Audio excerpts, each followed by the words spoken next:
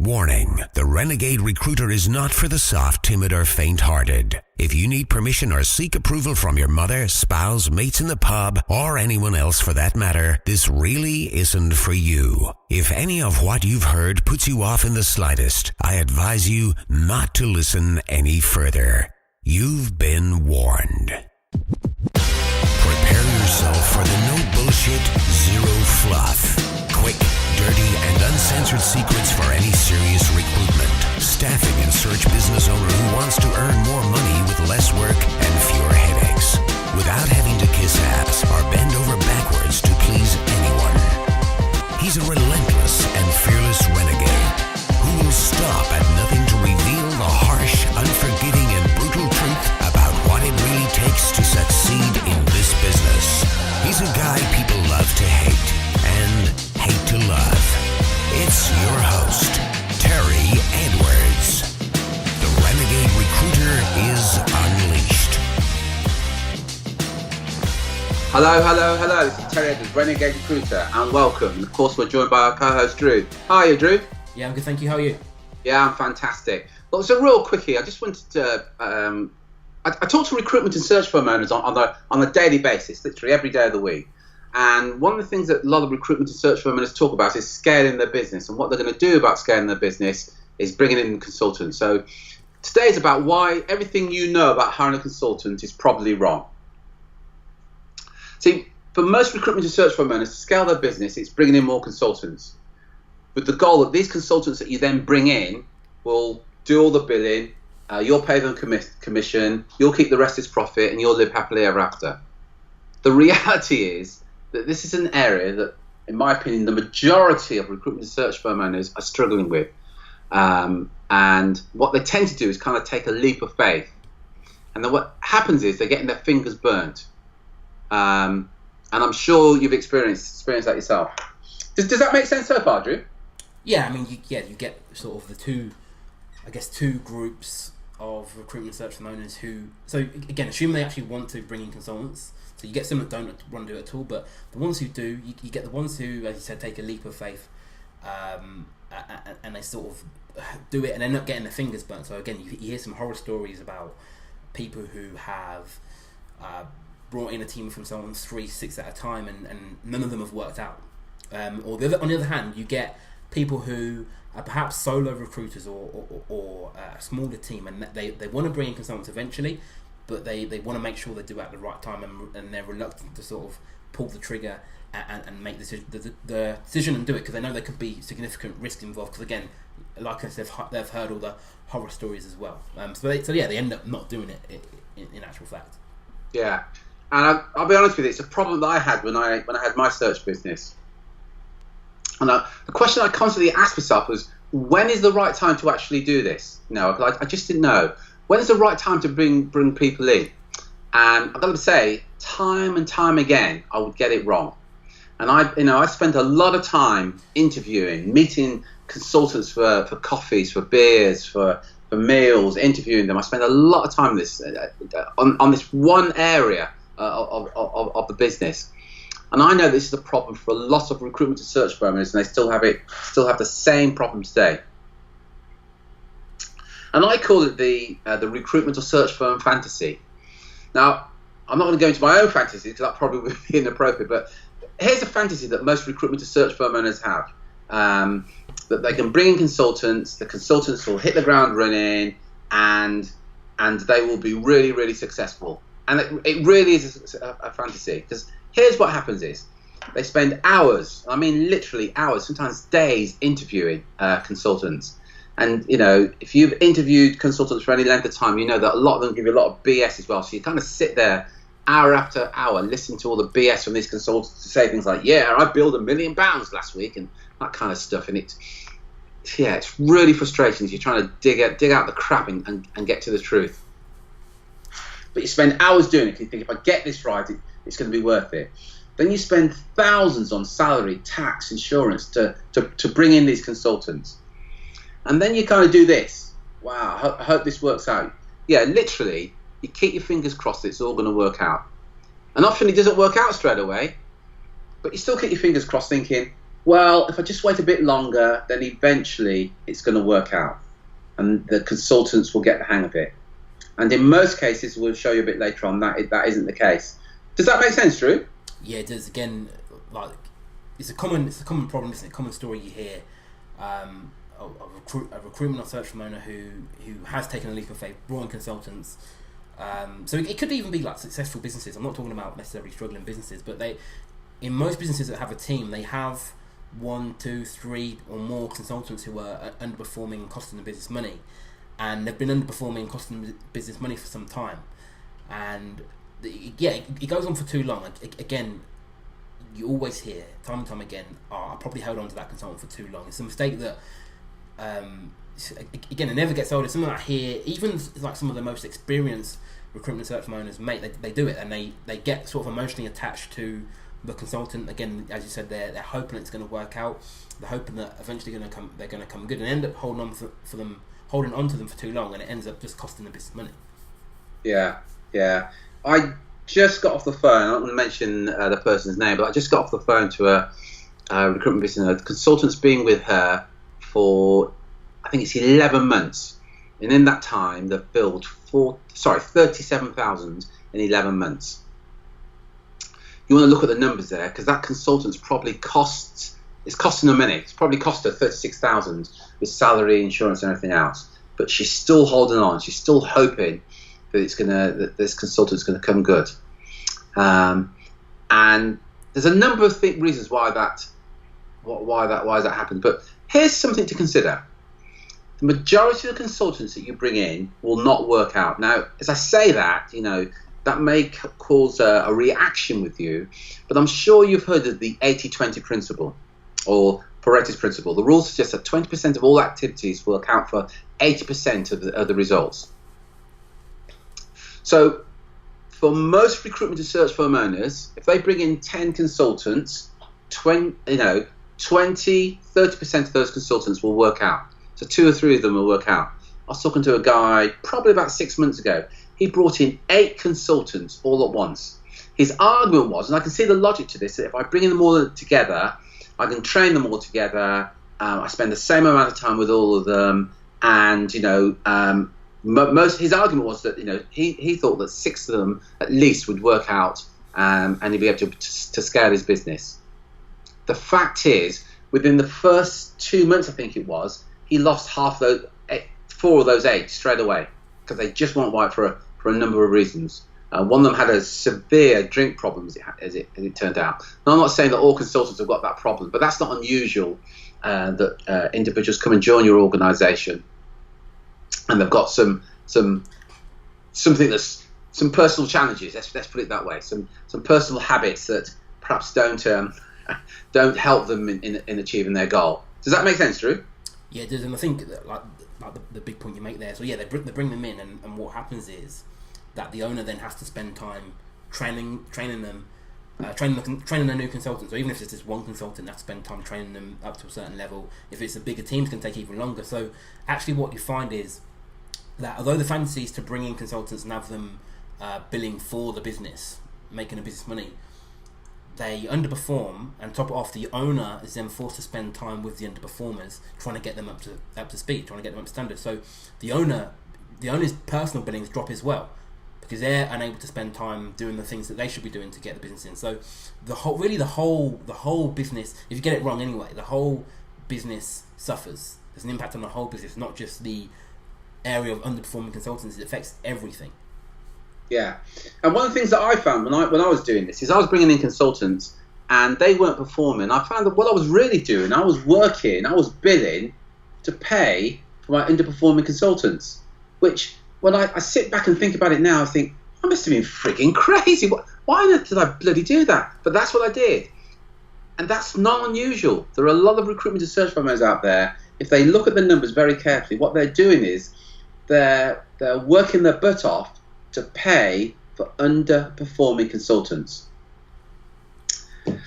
That isn't right at some levels. That isn't right at any level. However you do it. So but we get it wrong, and I'm saying we because I got it wrong. And it suffocates your profits. It stunts your business growth. In some cases, it causes some business to go out, some recruitment to search for business. Eventually, they go under because of this, because they persevere with these underperforming consultants who, quite frankly, have got no idea whatsoever.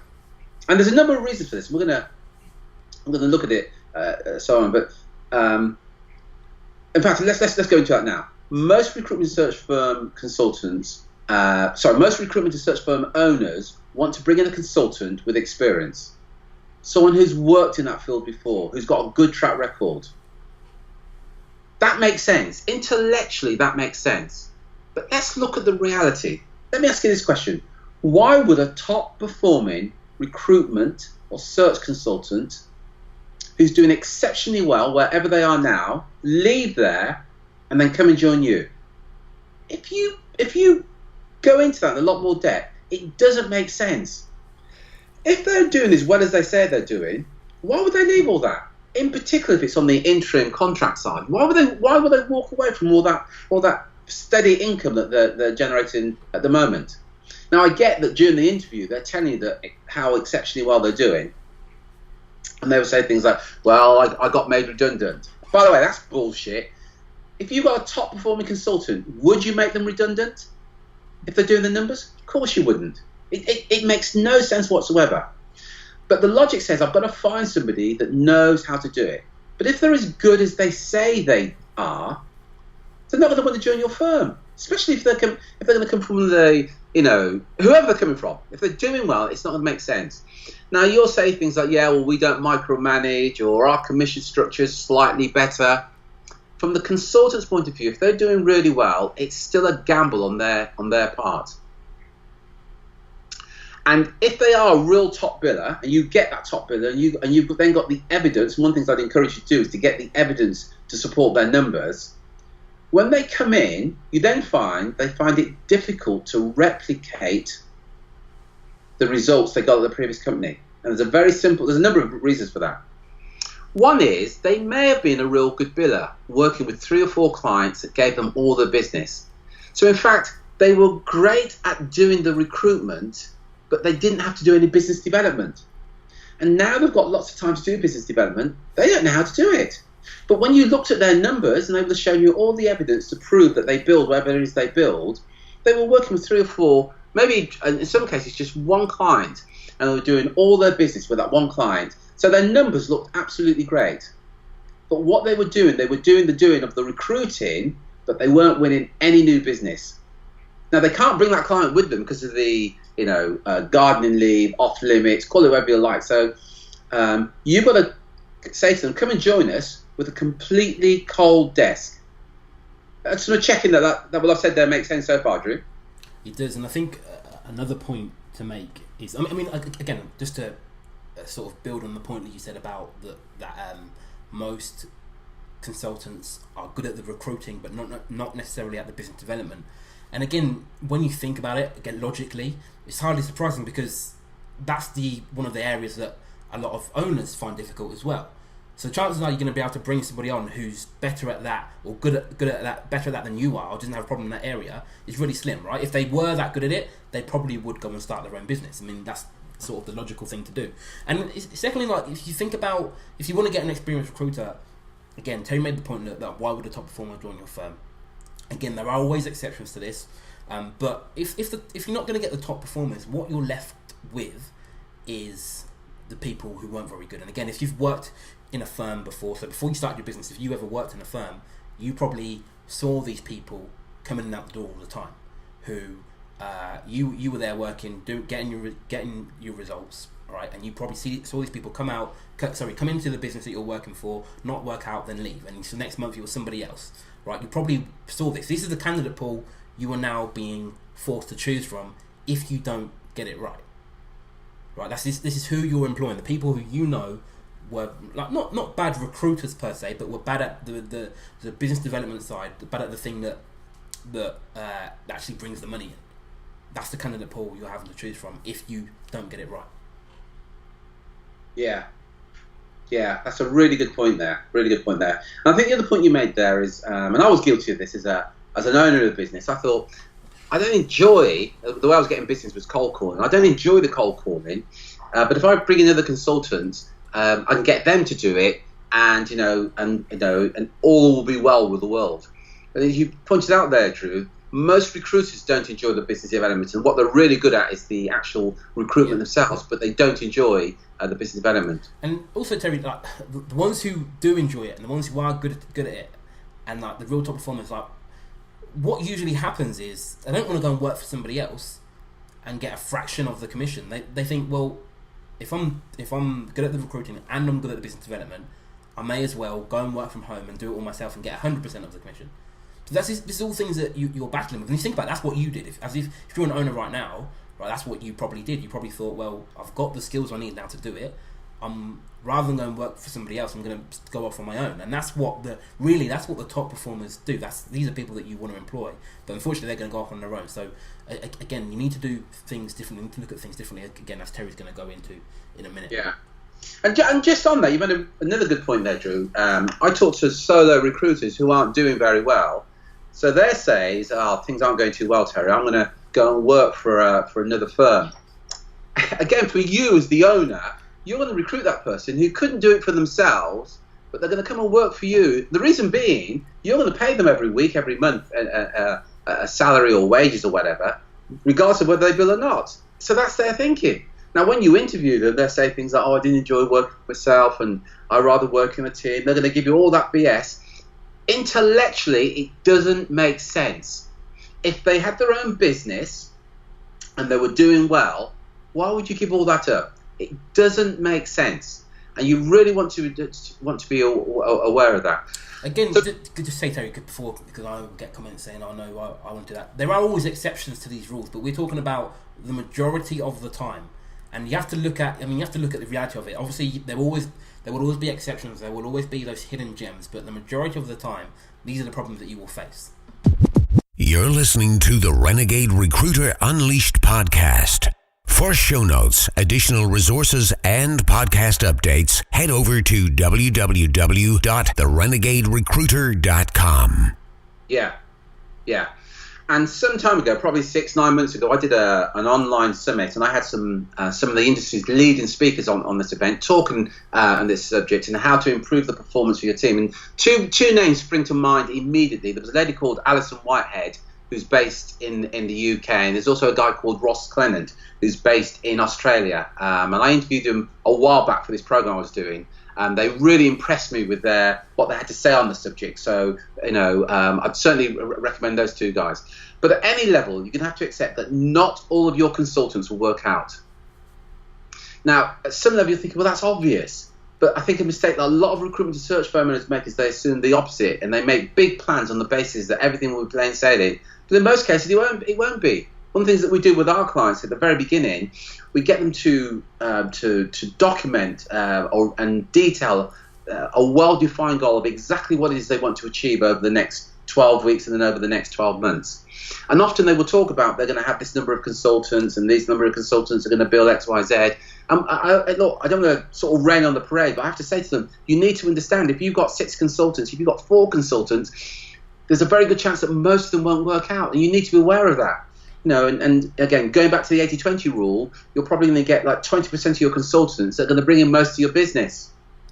But you need to be really aware that it's not going to be plain sailing, because that life isn't like that.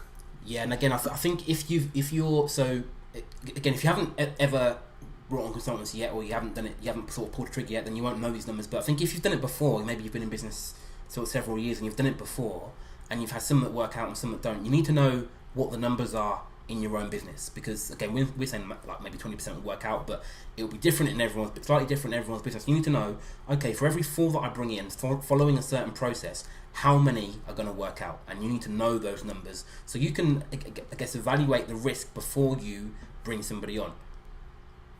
Yeah. And there's some fundamental things that you need to do before you bring somebody on. One thing I get to do at the very beginning is get crystal clear about what it is you want to achieve. What's your goal? What's your desired outcome? And where's this business going?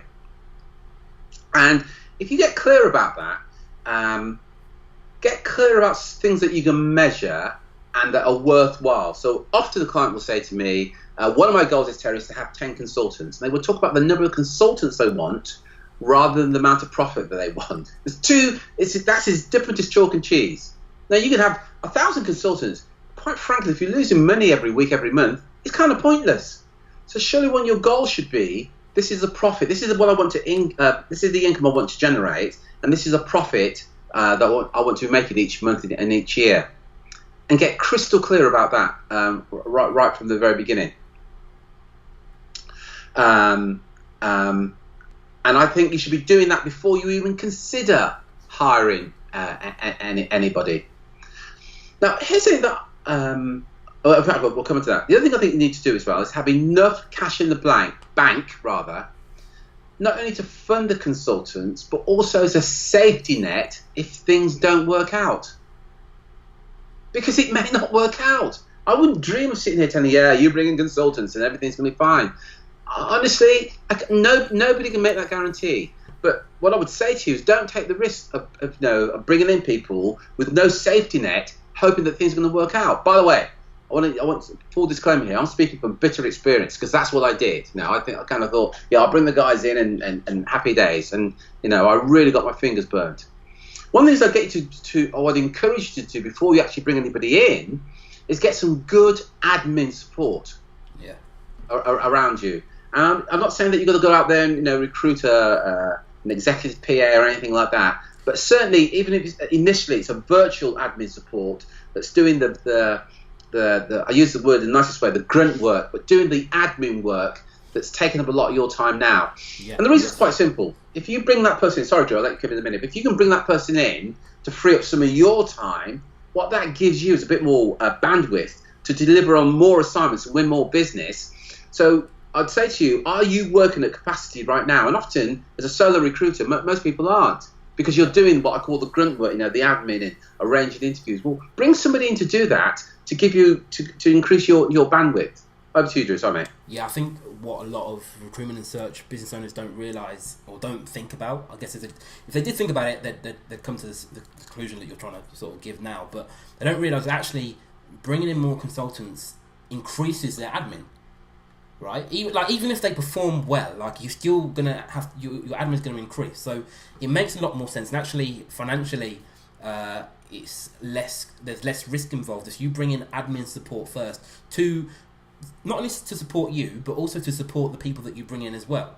So things like accounting, invoicing, again, as Terry sort of described it, the grunt work, things that, again, one thing we always come back to is the 80-20 principle. So there's going to be 20% of your activity that brings you 80% of the results. So that means that basically the other 80% of activity is only giving you 20% of your results. So that is really what you're going to be passing off as much of it as you can to somebody else. Things like answering the phone, as I said, invoicing, all the sort of admin work that needs to be done that's important but isn't the high revenue generating activities. So you want to get as much support as you can, and you can do that in-house or you can outsource it, whatever you do, to support not only you but also the people that you bring in as well. Yeah, really, really good point there. So you've got to have that in place,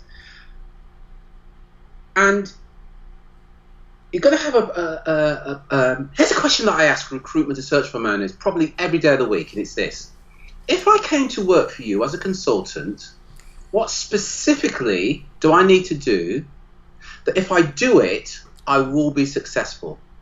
Now I'm going to repeat that. If I came to work for you, what specifically do I need to do that if I do it, I will be successful? Now, most recruitment and search firm owners say, well, you need to pick up the phone, you need to arrange some interviews, you need to get some CVs out there, you need to do some marketing.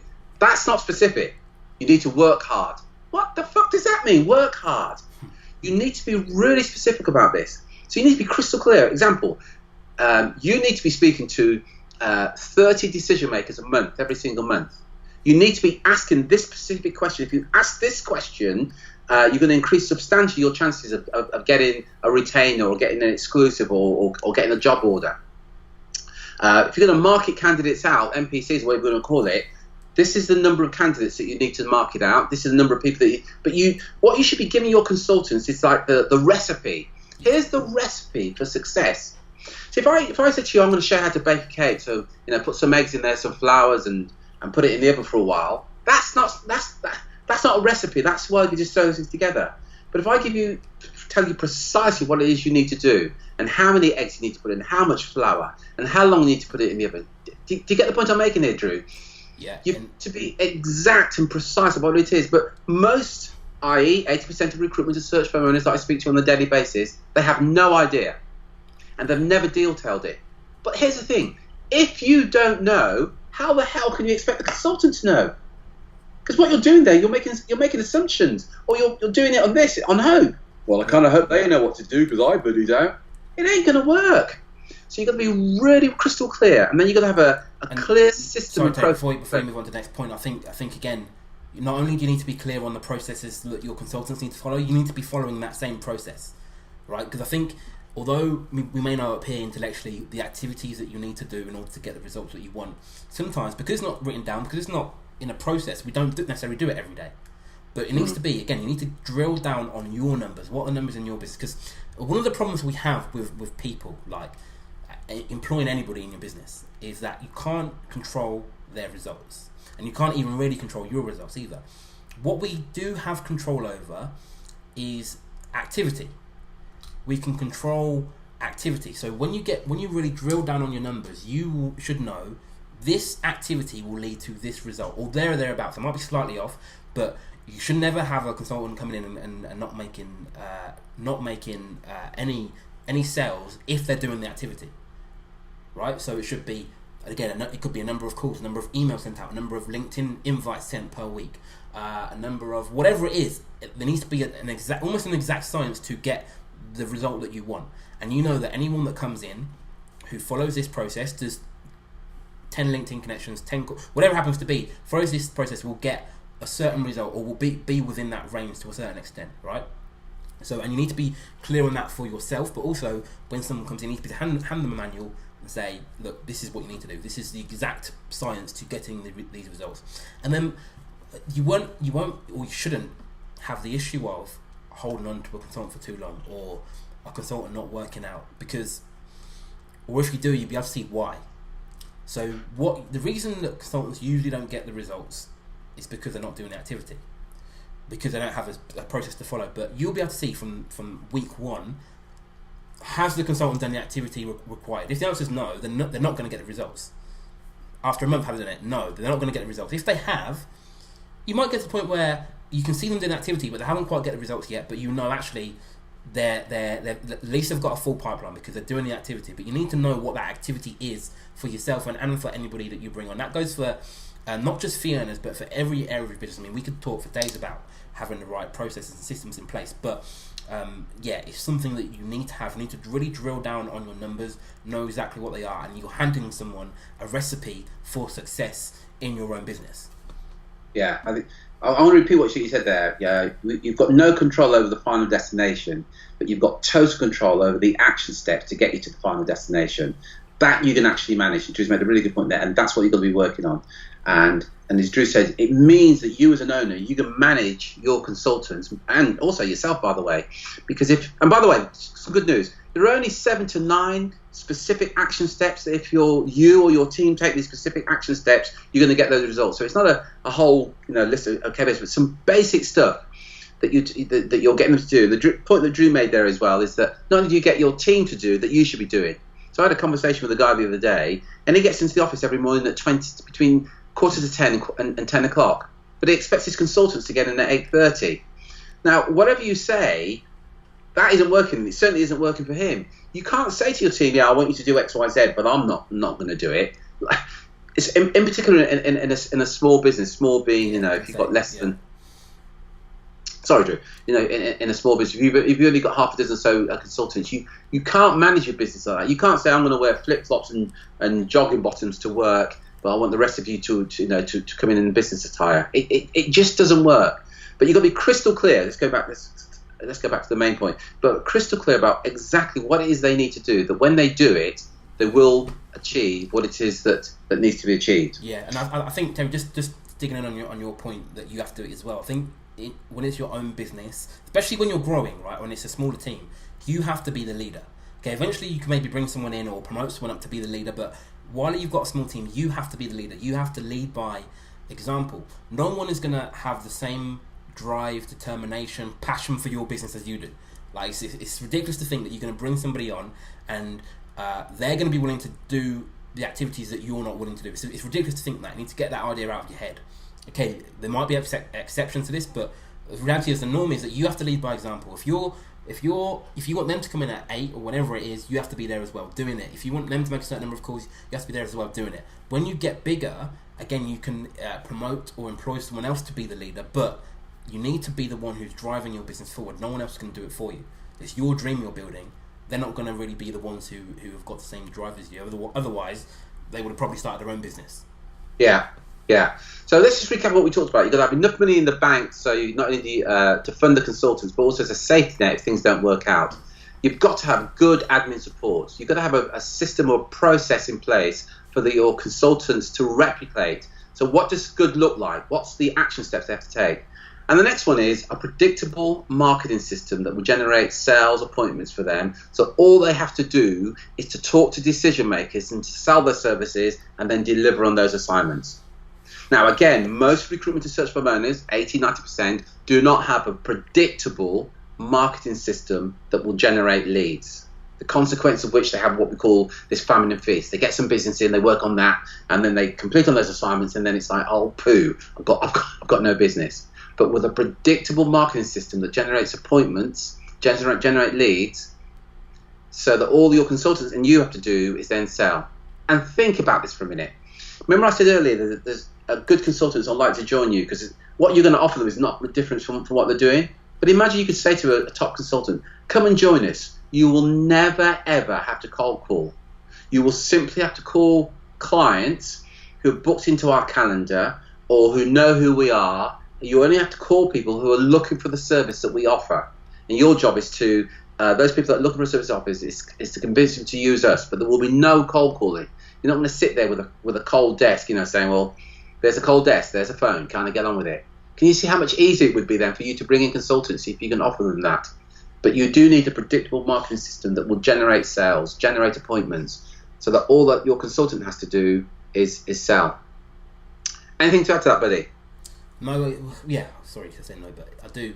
I mean, we touched on it earlier on, but I think if you're the owner and you have a problem around bringing in enough of your ideal clients, you can't really expect a consultant to come in and solve that for you. That's not what they're there to do. You need to be the one who solves that, and then you're just passing down the leads to them, if you so to speak, right? It's your business. You're the one driving it. You're the driving force. You've got to be the leader. Yeah. So look, if you want to have a predictable marketing system that generates appointments for this, so you and your consultant, all they're going to do is sell, and you want some help in getting that, if you go to, and you're the owner or director of the business, if you go to terryedwards.com/speak, so that's terryedwards.com/speak, and you can book a one-to-one telephone call with me, and I will share with you exactly what it is you need to do to get to that situation, so you have a predictable marketing system that generates sales leads and appointments. So all you've got to do is to sell to those prospects, and all your consultants have got to do is to do that. It will completely eliminate the famine and feast. You will never, ever have to cold call. You will only call warm leads. Now, the only criteria is, there's a couple of criteria. You've got to be absolutely committed to growing your business, scaling your business, and taking your business to the next level. You must be the owner or the director of the business. If there are other owners and directors, please get them to join us on the call. By the way, there's no cost or obligation for the call. We'll get on the phone, and I'll share with you exactly what to do, and I'll give you some tools, techniques, and strategies that you can implement literally straight away to start to get some leads in. But you've got to be the owner or the director of the business. The co-owners must join in as well. You must be absolutely committed to growing your business. Go to terryedwards.com/speak. Go there now and book a one-to-one call with me. Anything else to add to that, Drew? No. Yeah. Drew, as usual, thank you very much for joining us. That was great. So go to terryedwards.com/speak and book a call. It is a one-to-one call with me. I look specifically at your business. You've got to be owner and director. You've got to be absolutely committed to growing your business. If you're not, by the way, don't bother. And I'll share with you exactly what you can do so you can bring in consultants so they never have to cold call. You'll never have to cold call. You'll generate more leads. You'll make more placements, and you'll increase your personal earnings. So go to terryedwards.com/speak. Drew, as usual, thank you very much indeed. Until next time, take care, take action, and be relentless.